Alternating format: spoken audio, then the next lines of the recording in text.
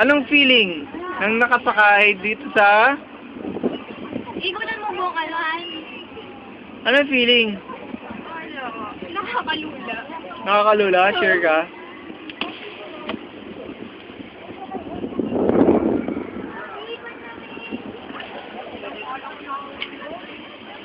Anong feeling na nakasakay dito? Ha? Ah, okay. Anong feeling nga? Ha? Eh, bakit ka nakakabit ng grabe kabit mo? Siyempre natatakot ako. Natatakot ka? Gago naman ko dyan. Mamaya mo yung mawag mail.